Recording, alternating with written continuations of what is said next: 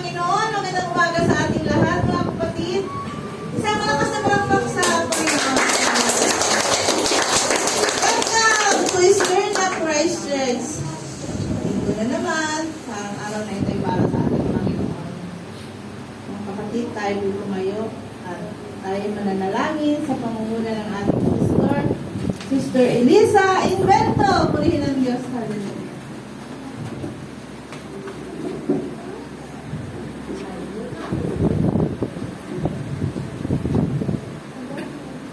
Magandang umaga sa ating lahat at tayo ng ating Panginoon. Let us pray. Panginoon, maraming salamat, Panginoon, na wala na po yung bagyo, mais na po. Maayos na rin po ang ibang mga daanan, Panginoon.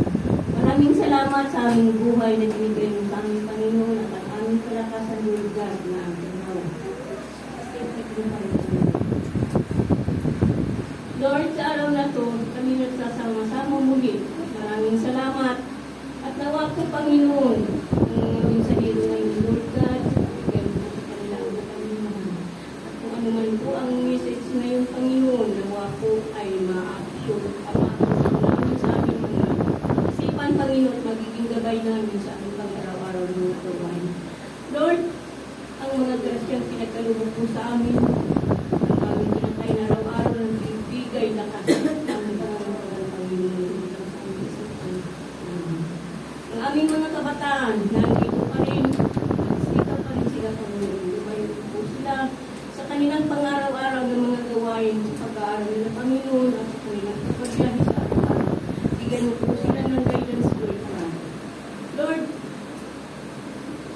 nawa po yung mga kapatira namin na hindi pa nakakaalala sa iyo, Panginoon.